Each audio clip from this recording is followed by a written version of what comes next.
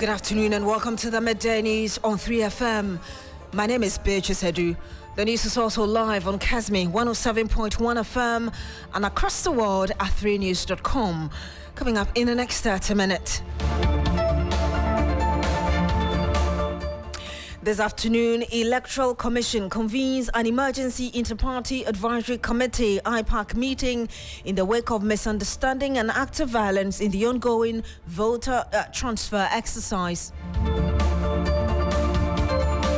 Meanwhile, opposition NDC asks its agents across the country to defy EC's directive denying party reps access to vote transfer centres. Also this afternoon, first accused in ongoing ambulance trial, case Olatoforsin joins forces with Richard Japa to demand that the state drops charges against them and stops a case they describe as scandalous. How will a meeting with an accused person lead to a possible mistrial in a case that has got both the governing and the opposition parties lock horns in public debate? We'll bring you details and much later. Ghanaian movie actor Kwadwo Nkansah, popularly known as Lil Wayne, has been arrested by the Menchia Divisional Police Command over his involvement in an accident that claimed the life of a 3-year-old child.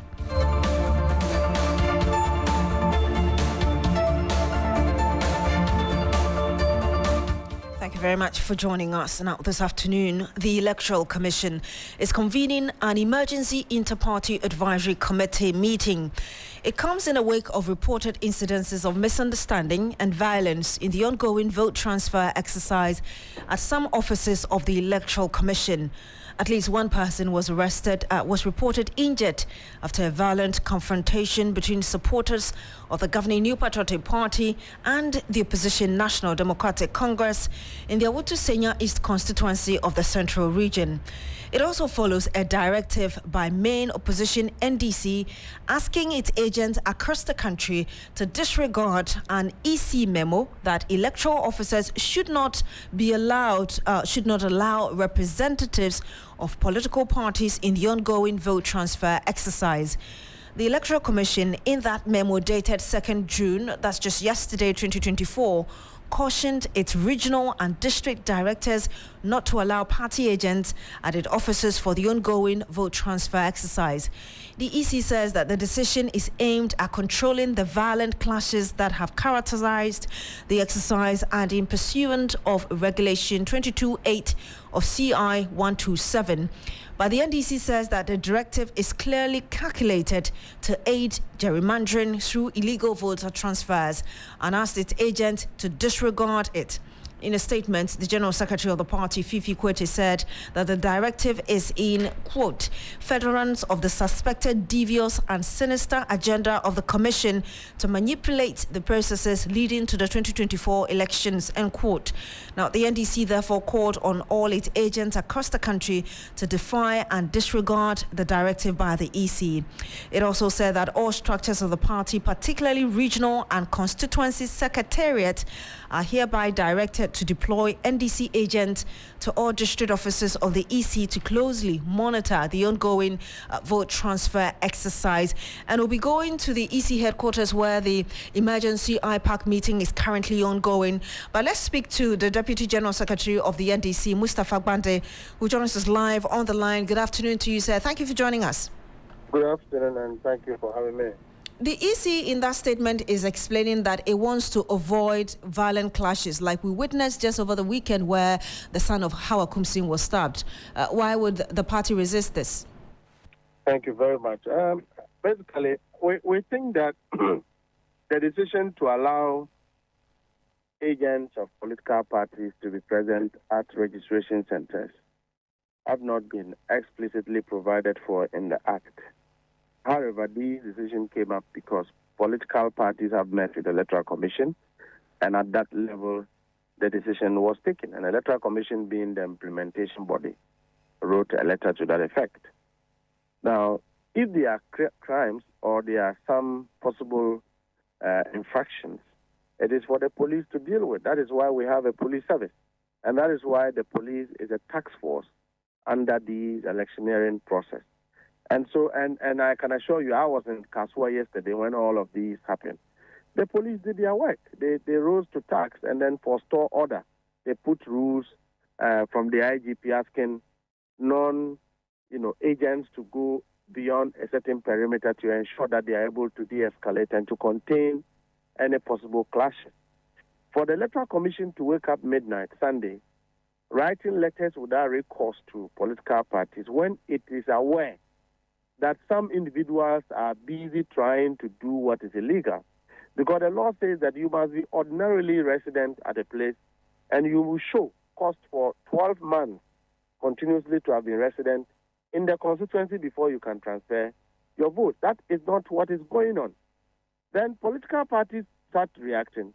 Instead of the Electoral Commission rather enforcing its own laws, it is saying that agents should not be present. And it's like asking all of us to go and sleep when an election is taking place. So obviously, in that statement from Fifi Kwete, your General Secretary, he's saying that all representatives, constituency and regional, are supposed to defy this very directive from the Electoral Commission. Do I take it to mean that the NDC is going to take responsibility for any sort of clash that would happen, because this is what the EC seeks to avoid? The Electoral Commission will take full responsibility of their recklessness, because you cannot sacrifice transparency. You cannot sacrifice credibility of your own fortified systems and procedures in the name of security when there are institutions responsible for security. Electoral Commission's mandate is not security. And even as we have the 1992 Constitution, has crime ceased in Ghana? Are the police not combating crimes every day?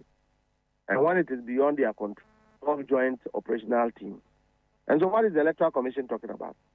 Have we had 2020? Why didn't they call off election 2020? When people died in Techiman South and all of that, why didn't they call off the election? And that we are having a registration exercise, and that there are few pockets of altercations, and then you describe the exercise as violent. For that matter, you must commit illegality, take a decision that was cancel a decision that was taken by IPAC. Does it have that mandate? It does not have. At least let IPAC be convened again to discuss the issues thoroughly, find a solution to the problems. When you don't do that, then you are creating a situation for one hand to be heavier than the other, which is the background of what may be escalating in the coming days if care is not taken. And I think that the NDC wouldn't take responsibility. What we are doing is simply to protect the sanctity of the exercise, protect the credibility of the exercise, make sure that voter gerrymandering doesn't take place. That is what we are preventing. But you know that if you're talking... If you take a case of Winneba, we do not have a military camp there, okay? There's no conflict there. How come we have soldiers who go to Winneba to register? So why were those soldiers serving? Were they serving in Winneba? We don't have a camp there. And the Constitution, the law says that you must be ordinary resident for 12 months. So where did Apenyo Markin get those 76 military officers from? So let's wrap up this conversation because of time. There's an IPAC meeting. I believe this is an issue that the NDC is going to raise there, just so there's a compromise of a sort moving forward. Well, we hope that the Electoral Commission would admit that if there's any chaos today, it is responsible and restore quickly that letter which is unguided, misplaced, unprioritized, and unnecessary that they have written. We'll have to end it here. Thank you very much, Mustafa Agbande, Deputy General Secretary of the NDC. Like I told you, the Electoral Commission is meeting the political parties on these issues raised by particularly the NDC, and we'll bring you updates as and when we have them. Now, the exchanges of affidavits to allegations and denials do not seem to be in the process of ending anytime soon between the Attorney General and the persons accused in the ambulance trial. The latest to send an affidavit to the court is the first accused in the matter, Dr. Kesel Atoforsin, former Deputy Finance Minister and current Minority Leader of Parliament. Atoforsin says that based on the recent evidence provided by the Attorney General and the third accused, Richard Japa, in the ongoing criminal trial against them, the case should be aborted. We'll go a bit into the matter, but first, here are some allegations made by the party involved in this case. Let's start off from what happened on the 23rd of May when the third accused, Richard Japa, made some claims before the court. He alleged that the Attorney General Godfrey Dame had met him and almost coerced him to frame the first accused, Kesel Atoforsin. He further claimed that the Attorney General Godfrey Dame had assured him that there would be no case against him, that is Richard Jakpa. Komla Kluche joins me in the studio with details contained in the affidavit by Richard Jakpa, and then we'll go to the responses from the AG and the latest from Kesel Atoforsin. Komla, first give us that of Richard Jakpa, as mentioned in court and in the supporting or supplementary affidavit later. He intimates that the court strikes out the charges and accordingly terminate the proceedings against him. He further went on to say that a stay of proceedings before the court against him and that the continuous prosecution of the third accused violates his right to fair trial. But the AG in the response has denied the claims of assuring the third accused of no trial against him. This is what the AG has said in his affidavit, that although the third accused levels many wild and untrue allegations against the Attorney General, no deposition in the affidavit in support attacks the integrity of the court or hints at any decision or action by the trial court which impedes the capacity of the court to administer justice in the case. Now, the AG goes on to explain that the only reason he met Richard Jakpa was because he had been invited into the house of Supreme Court Judge Yoni Kolendi, who happens to be the relative of the third accused, and the third accused rather appeared there uninvited, that no proper grounds have been canvassed by the applicant to warrant a grant of this application, which is unknown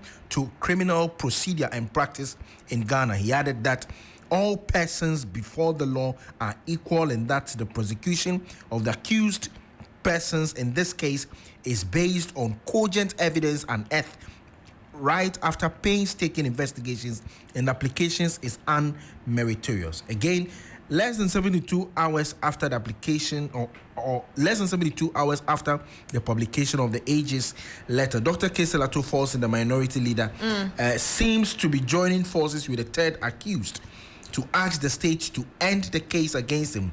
This is what he also had to say in the affidavit that he has filed, that the AG cannot reasonably be expected to conduct this case fairly, that I am advised by my counsel and verily believe that the case or that the same to be true, that the above facts constitute cogent and unsatiable evidence that the Attorney General has tampered with the evidence of the third accused person by inducing him to testify in a particular manner so that A3's supposed plea bargaining proposal would be accepted. This would amount to tampering with a witness. Atoforsin also goes on to say that to show except of newspaper reporting that confirmed the third accused meeting the AG and how they were reported, that the conduct of the AG as captured in the recording and the various news portals reveal a dubious scheme by the AG and the Minister of Justice to manufacture, twist, and in whatever manner manipulate the evidence in the matter to ensure conviction has been achieved. That the public confidence will be affected if the AG is allowed to go through with the case. Thank you very much, Komla Kluche, bringing us details of the various affidavits from the Attorney General Godfrey Dame, first accused Dr. Kesel Atoforsin, who is currently the minority leader of Parliament, and also Richard Jakpa, the third accused in this ambulance trial currently ongoing. Let's get some more on this. I'm joined on the line now by senior law lecturer at GIMPA, Edward Amuzu. Good afternoon to you, sir. Thank you for joining us. Good afternoon. What's your interpretation of what's going on and the exchanges of these affidavits? Well, I think we have a very difficult situation on our hands as a country. And for those of us in the legal fraternity, we have a lot to worry about, particularly as far as our ethical rules are concerned. What do you mean by that? You know, in legal practice, ethics is very important. And to some extent, from my point of view, ethics in certain circumstances will be even more important than the law. If you have a lawyer who doesn't have good ethical background or behavior, he will do the wrong things the right way, right? So we cannot run a system without very strong ethical rules and compliance. And that's why it's so much worrying that what we have heard so far, the tape recording and so forth, there are some statements which we should not ordinarily be expecting to be coming from, the Attorney General of our Republic. I know for sure that these matters are pending in court now, and of course, it's not for us to get into the substance of the issues. We have to leave it to the very capable justice of the Court of Appeal, sitting as an additional High Court judge, to deal with the substance of it. But to the extent that they are in the public domain and we've heard quite a lot of things on the audio, I think that we have so much to worry about as a country. So, Ms. Amazu, just want to ask you two questions on one. First, do I hear you say that this whole issue is ethical? That is really what this back and forth is about. And number two, I also heard you say that if you have a lawyer who doesn't have a strong ethical background, was that referring to the Attorney General? Well, as I said, the matter is before the court, and I believe that part of the work of the judge will be to determine whether the content of what we have heard are true. So if they are true, then we will have a big problem as far as our Attorney General is concerned. If the voices that we heard, the things which we heard, particularly relative to asking an accused person and the prosecution, by the office of the Attorney General to procure some medical evidence and so forth. If those things are true, then I think that they are problematic. Let me ask you the final question before you go, not to be prejudicial though, but do you foresee a mistrial ahead of us? Say that again? Do you foresee a mistrial ahead of us? Well, I have heard people say that the application brought by the accused persons for mistrial is not known to our criminal procedure. My answer to that question will be that, look, there has to be factual and legal basis for prosecutions to be mounted, and trial as a matter of law must be fair. So if the defense is able to establish that the charges have been mounted, even though you cannot, reasonably speaking, and in a fair process, establish the offenses which had been brought against the accused persons, then it's an issue for the judge to go into. But I also know that the judge has already made a ruling that accused persons have a case to answer, previous to the tape coming out and all that. So how to reconcile these is an issue that I think the judge has to deal with. So I'm not in a position to make a statement directly as to whether there will be a conclusion that there's a mistrial or not. The point that the process is not known, I don't think that it's everything which has to be written in black and white by way of process or procedure for us to employ. So I think that the accused persons are in their right to bring this application, and the court has to just take its time, evaluate it well, and give us a decision. Of course, academics are there to subject the decisions to scrutiny when they are made. So let's wait and give the court the opportunity to render its decision, and we take it up from there. Indeed, let's wait and see what happens in court. Edward Amuzu, senior law lecturer at Gempa, thank you for sharing those views. So with us, we stay at the court because the Accra High Court has adjourned the suit challenging processes in the passage of the Proper Human Sexual Rights, a Ghanaian Family Values Bill filed by private citizen Paul Boamah Sefa. Mr. Boamah Sefa, a farmer, has sued the Speaker of Parliament and the Attorney General, seeking an order from the court to restrain Parliament from proceeding with the passage and processes relating to the bill.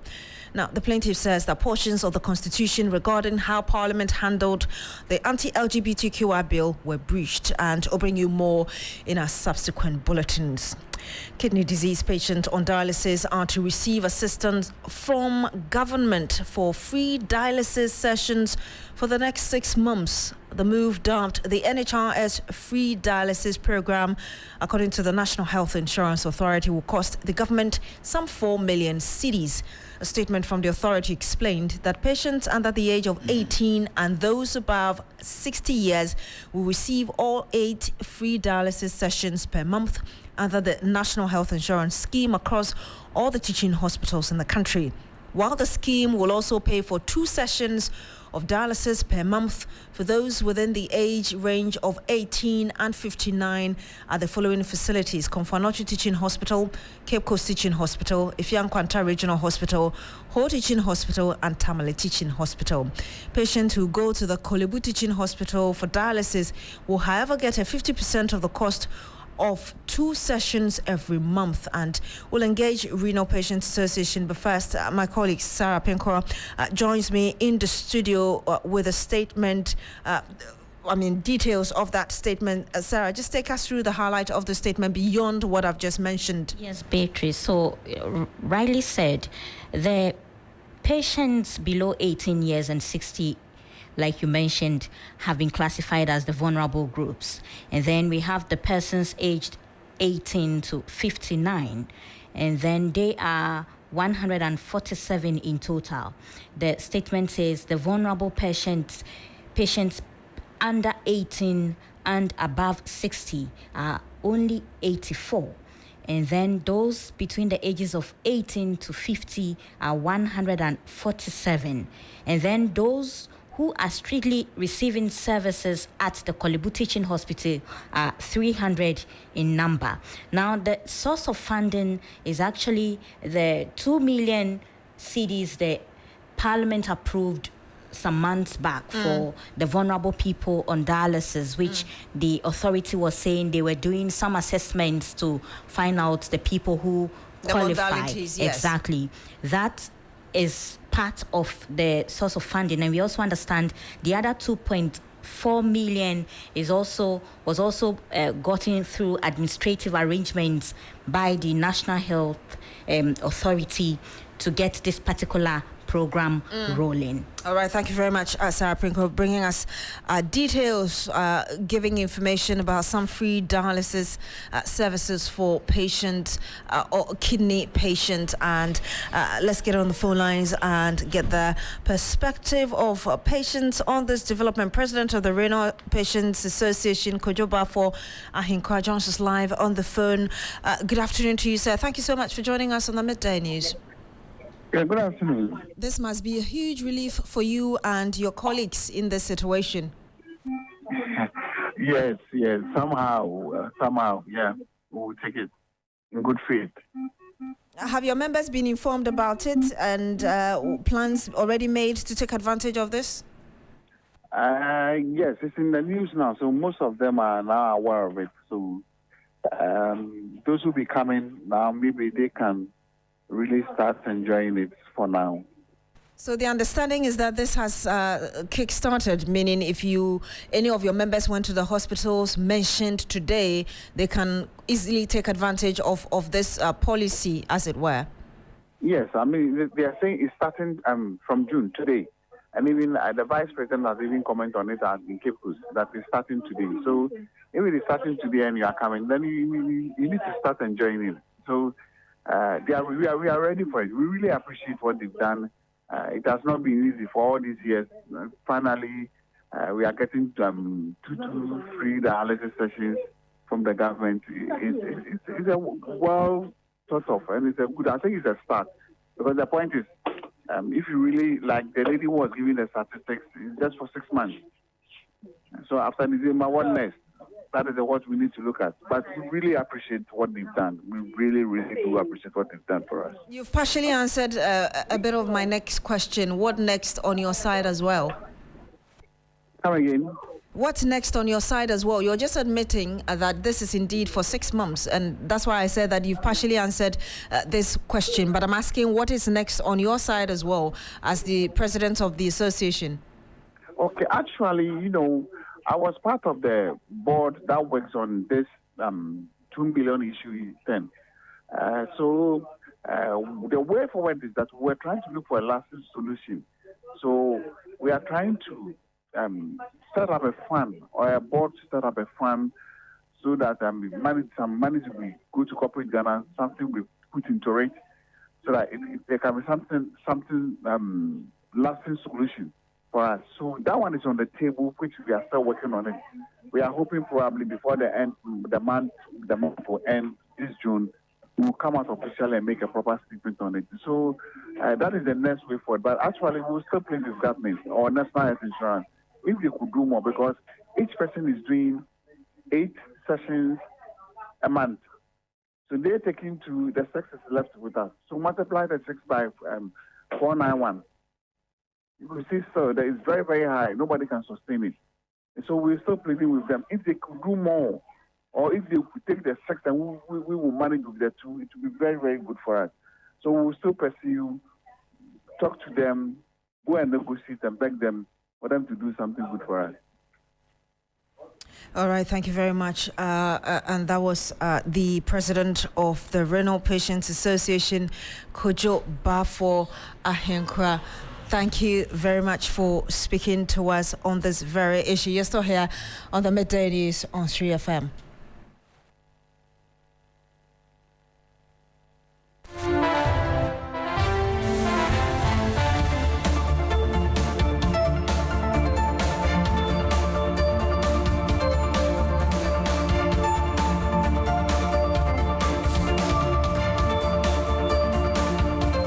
And you're still here on the Midday News on 3FM. Thank you for staying. Now, victims of the 2015 June 3rd flood and fire disaster have gathered at the site of the tragedy near the Kwame Nkrumah interchange, where over 150 lives were lost. They are united not only to remember those who perished, but also demand the compensation they believe has been unjustly denied. Many survivors are grappling with economic hardships and accuse the government of neglecting their plight, adding to the emotional weight of this solemn commemoration. Godwin Asidiba is there. He joins us live on the line. Godwin, what more can you report?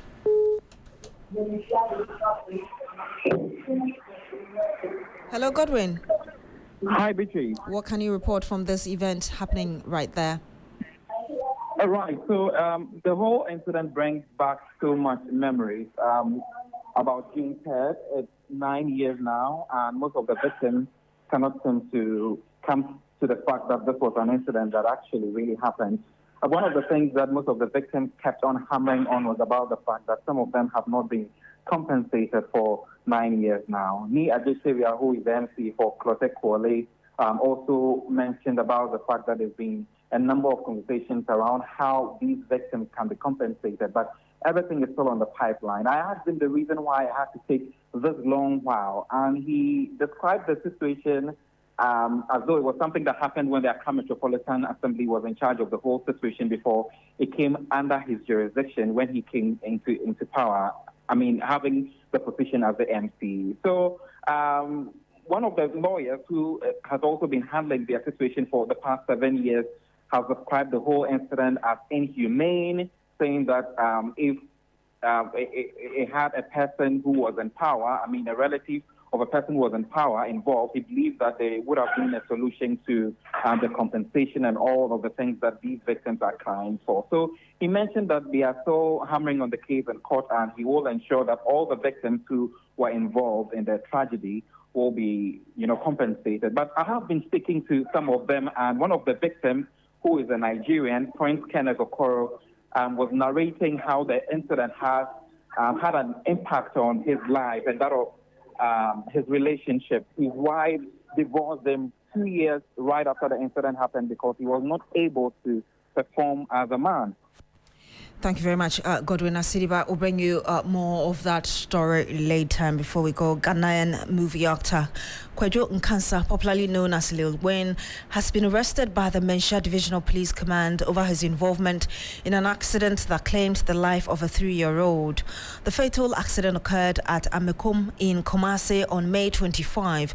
The actor was arrested as soon as he was discharged from the Komfo-Anokye Teaching Hospital this morning. He's likely to be processed for court anytime soon.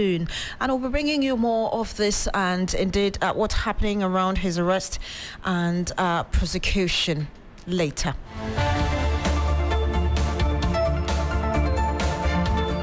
And that's how we end the news here on 3FM. Thank you so much for joining us today. My name is Beatrice Adu. Log on to 3news.com for more news. Coming up next is Business Daily with Michael Ogbodu. Stay with us.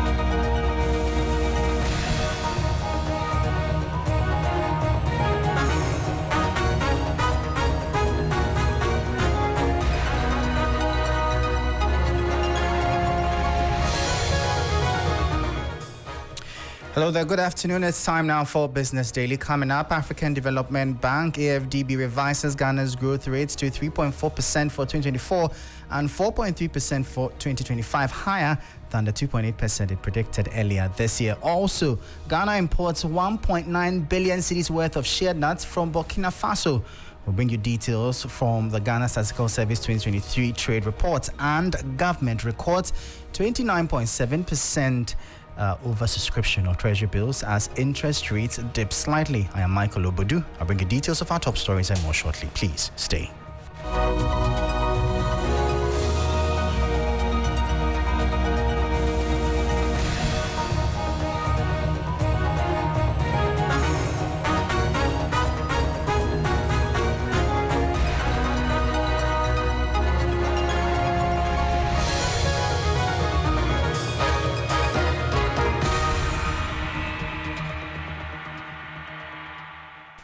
Well, thank you for staying with us. Straight into our top story. And the African Development Bank, AFDB, has revised Ghana's growth rate to 3.4% for 2024 and 4.3% for 2025. This is higher than the 2.8% it earlier predicted in February this year. The following 3 Business News Desk report has the details.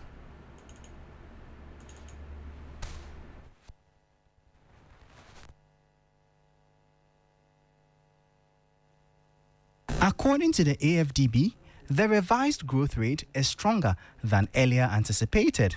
This would be led by industry and services on the supply side and private consumption and investment on the demand side. Ghana will thus place 14th ahead of Nigeria in West Africa with the strongest gross domestic product (GDP) growth.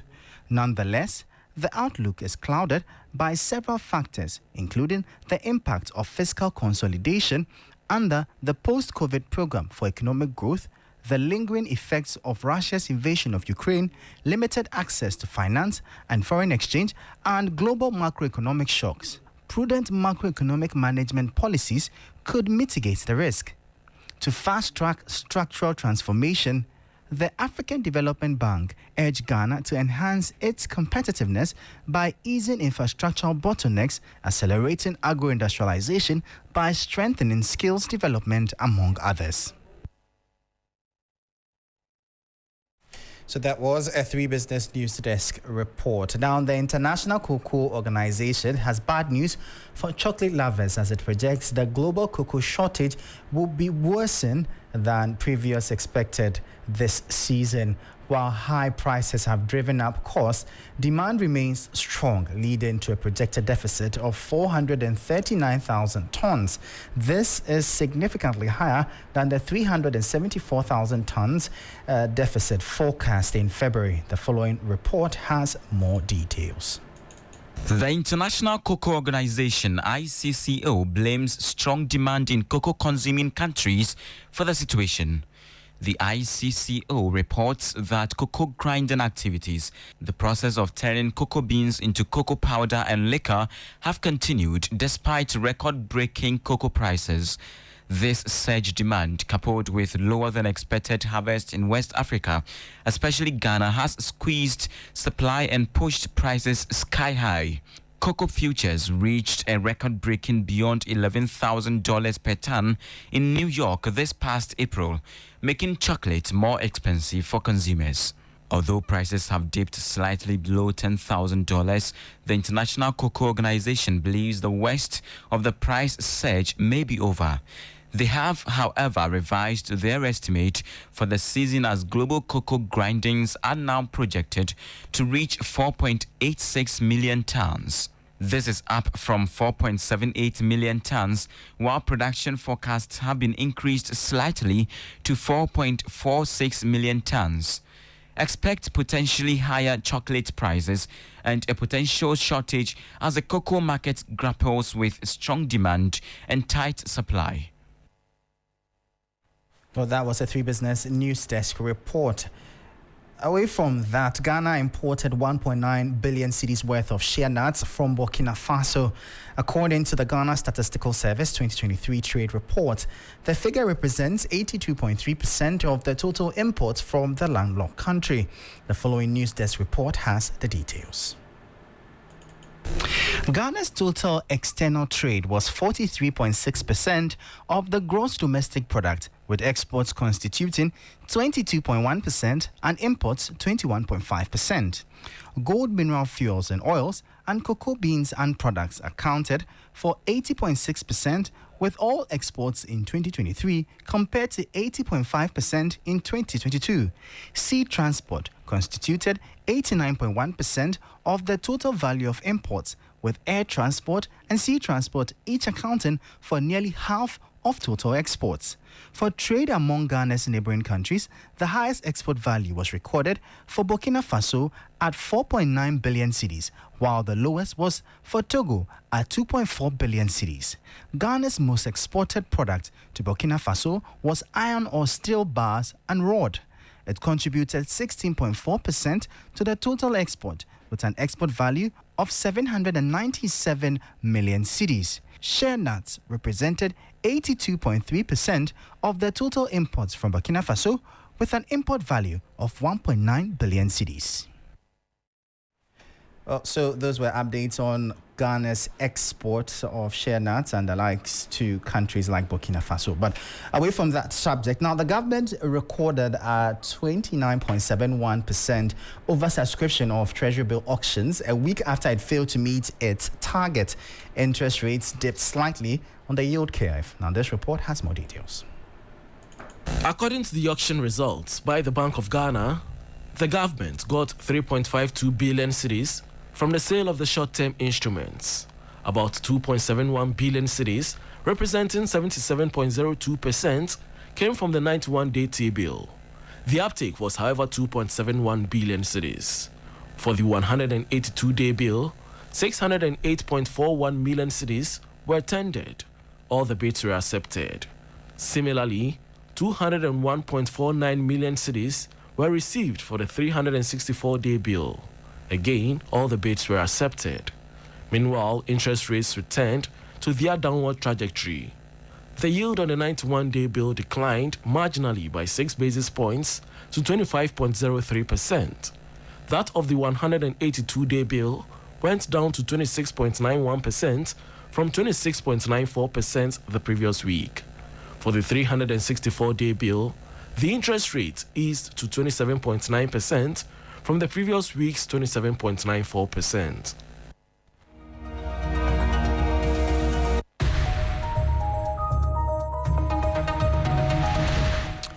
So those were updates on the Treasury bill market, bringing an end to the business news here at Business Daily 92.7 at 3FM. My name is Michael Ogbodu.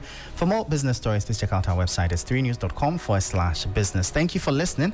As always, please stay safe, and Black Rasta is on standby.